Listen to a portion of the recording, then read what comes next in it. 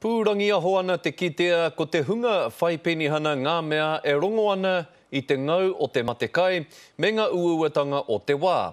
Ko rātou te hunga I whakatairangatia ke ētahi rōpū tō rangapū I te rangi tonu nei. Mana is the party that stands up for beneficiaries.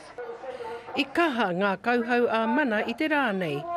Me te aha, pārika ana ke ki ngā taringa o te hunga taiohi. Ngā kaupapa kua wakaritia e mana, e hāngai ana ki te mana o te tiriti o Waitangi. Nō rā, ki reira ka whai tātou I te tino rangatiratanga I wakatakotohia I o mātou tūpuna.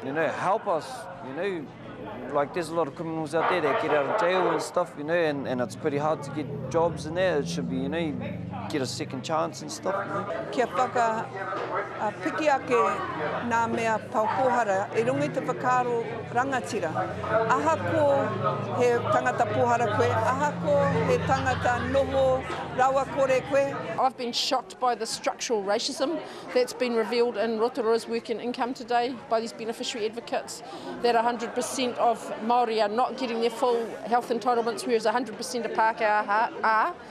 Hei tā reipa ko tāpara atu ke te kaute o te hunga kore whai mahi ki Rotorua nei.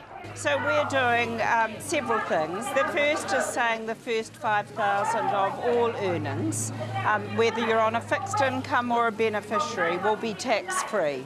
And then we'll also extend the Working for Families tax credit for those that get the in-work payment as well. We're going to build the bottom end of the economy and we're going to do it by restructuring the tax system. We are going to introduce taxes that take away from the top and deliver to the bottom, and by doing that, everybody wins. A te rāpōti anō e tū mai nei, ka kite ai mēnā I whai hua ngā kauhau I te rānei, o te hunga whai penihana I aha rānei.